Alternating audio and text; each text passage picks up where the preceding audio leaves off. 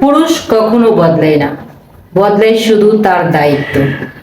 বিয়ের পর নারীরা সবকিছু হারায় না, পুরুষও সবকিছু হারায়। আত্মীয় স্বজন, বন্ধু বান্ধব, পাড়া প্রতিবেশীদেরকে হারায়। এর জন্য কিন্তু তার স্ত্রী মোটেও দায়ী নয়। অবশ্য এসব কারণে আমাদের সমাজ নারীদের দায়ী করতে খুব বেশি ভালোবাসে। বিয়ের আগে অনেক পুরুষ থাকে কর্মহীন আর দায়িত্বহীন, শতকরা 90 ভাগই। তখন তারা বাবা মায়ের দায়িত্বে থাকে, বাবা মায়ের আদরে থাকে।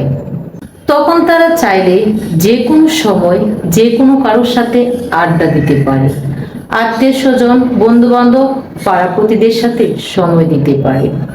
কিন্তু বিয়ের পর তাদের দায়িত্ব অনেক গুণ বেড়ে যায়। পরিবারের দায়িত্ব, সংসারের দায়িত্ব, সন্তানদের দায়িত্ব, বিভিন্ন দায়িত্ব।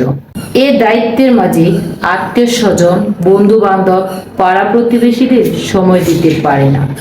সেই সকাল 10টায় বের হয়ে যাওয়া, সকাল 10টা থেকে বিকাল 5টা অফিস, তারপর অফিস শেষে এই জ্যামের শহরে জ্যাম ছেড়ে বাসায় ফেরার যুদ্ধ, বাসায় ফিরে পরিবারকে একটু সময় দেওয়া, সারাদিন অপেক্ষারত স্ত্রীকে একটু সময় দেওয়া, এই যে বাবা বলে বুকে ঝাঁপিয়ে পড়া আধো আধো ছোট সোনামণিটিকে একটু কোলে নেওয়া। এসব করতে করতেই তো রাত পেরে আবার ভোর হয়ে যায়, আবার পরের দিন সে একই রুটিন। এই যে এই কঠিন জীবনে একই রুটিন বারবার চলতে থাকা, এই কঠিন জীবনে অল্প সময়ের মধ্যে আত্মীয় স্বজন, বন্ধু বান্ধব, পাড়া প্রতিবেশীদের কি আগের মতো সময় দেওয়া যায় বলুন তো? কতটুকুই বা দেওয়া যায়? পুরুষ তো আর মেশিন নয়, তারও মানুষ। বিয়ের আগের জীবন আর বিয়ের পরের জীবন এক নয়। তাই অনেকে পুরুষকে বলে বউয়ের কথায় উঠবস করে, বউয়ের কথা শুনে।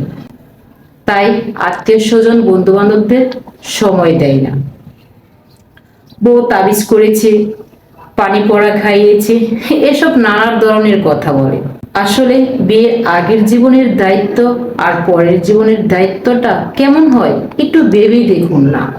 একটা মানুষের পক্ষে কত সমানভাবে দেখা যায় বলুন তো? মানুষ তো আর মেশিন নয়, পুরুষ তো আর মেশিন নয়।